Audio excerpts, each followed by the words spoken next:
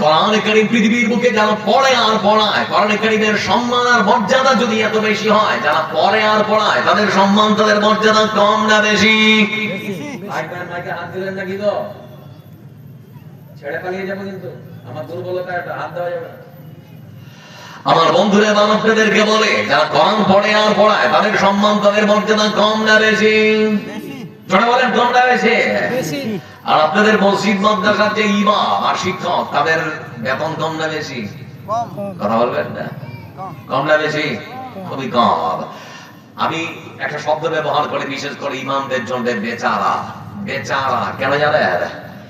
যে গ্রামের সব থেকে অশিক্ষিত মানুষটা এসেও একেবারে 12টা বাজিয়ে চলে যায়, যা খুশি তাই বলে চলে যায় নাকি, বইয়ের উপরে রাগ করে যত রাগ ইমাম সাহেবের উপরে এসে ঝাড়ে। একটু যদি জোরে হাঁটে, একটু যদি রাস্তা দিয়ে জোরে হাঁটে তো মনে মনে ভাবে বা বলেও ফেলে, ইমাম সাহেব কোথায় দাওয়াত আছে, বুঝতে পারছেন? মানে দাওয়াত খাতে যাচ্ছে আর কি, জোরে হাঁটছে সে চলতে। আর একটু যদি ধীরে ধীরে হাঁটে তো বলবে কত যে খেয়েছে আল্লাহ ভালো জানে, হাঁটতেও পারে না।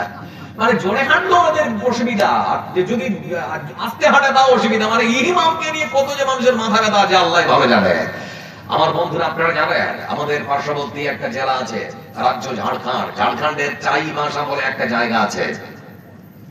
ঝাড়খণ্ডের চাইবাসা মদিনা মসজিদের দীর্ঘদিনের ইমাম, যার নাম শাহনওয়াজ আনসারী। কি নাম বললাম? শাহনওয়াজ আনসারী। এই ইমাম সাহেব দীর্ঘদিন ধরে ঋণে জর্জরিত, সেজন্য সেই মসজিদের 3 তলায় গিয়ে নিজের গোসল করার গামছা দিয়ে ফেরে ফাঁস লাগিয়ে আত্মহত্যা করেছে। সেখানে সুইসাইড নোটে লিখেছে যে আমি ঋণে জর্জরিত হয়ে গিয়েছিলাম, সামান্য মসজিদের বেতনে আমার পরিবার চালানো আমার পক্ষে সম্ভব হচ্ছিল না।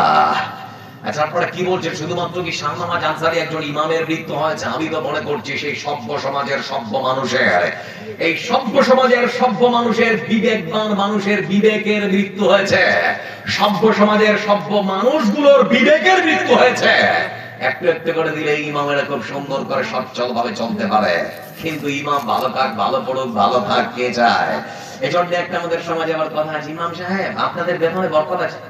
এটা বলে না, বলে না? ইমাম সাহেব আপনাদের বেতনে বরকত আছে।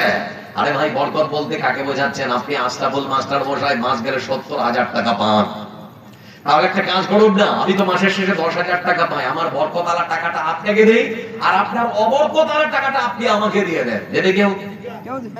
কেউ দিবে? কখনো দিতে পারে না। বরকত বলতে আপনি কাকে বোঝাচ্ছেন? বাজারের সব থেকে বড় রুই মাছটা আপনি খান আপনার পরিবারকে নিয়ে মজা মজা করে, আর ইমাম সাহেব সেই বাজারের পুঁটি মাছটাও কিনতে পারেন না, এর নাম বরকত। আপনি বরকত বলতে কাকে বোঝাচ্ছেন? আপনার ঈদের দিনে আপনার স্ত্রীর জন্য 10 থেকে 12,000 টাকার বেনারসি শাড়ি জোড়া জোড়া কিনে নিয়ে আসেন, আপনার মসজিদের ইমাম সাহেব 2টা অনু শাড়িও কিনে দিতে পারে না 300 টাকা দিয়ে, 600 টাকা দিয়ে, এর নাম বরকত।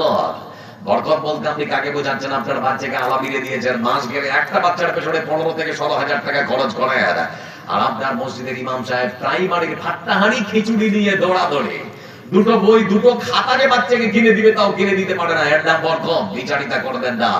আমার বন্ধুরা মনে রাখবেন একটা কথা খুব সহজে, ওটা আল্লাহর ঘরের নেতা, আল্লাহর ঘরের ইমাম। কার ঘরের ইমাম? আল্লাহর ঘরের ইমাম। ওর সম্মান মর্যাদা করবেন তো পৃথিবী এবং পরকালে আপনার সম্মান, আপনার মর্যাদা আল্লাহ বাড়িয়ে দিবে। মতোয়াল্লি সাহেব সকালবেলা ফজরের নামাজ পড়ে ইমাম সাহেবের ঘরে ঢুকে, তখন বলছে ইমাম সাহেব একটা কাজ করেন, একটা দোয়া করেন। বলে কিসের দোয়া গো? আর আমার ছেলেটা আজকে ইন্টারভিউ দিতে গেছে, তো একটু ভালো করে কড়া করে দোয়া করে দেন, ভাই ভাই যেন পাস করে যা, চাকরিটা যেন হয়ে যায়। তো ইমাম সাহেব তখন সুন্দর করে দোয়া করছে, রব্বুল আলামিন অনেকটা আশা করে মসজিদের মুতাওয়াল্লি তার সন্তানের জন্য আমার কাছে দোয়া চাইতে এসেছে। রব্বুল আলামিন তার বাবার আশা, মনের আশা আকাঙ্ক্ষা পূরণ করে দাও, প্রশ্ন যা করবে উত্তর দেওয়ার তুমি তৌফিক দাও।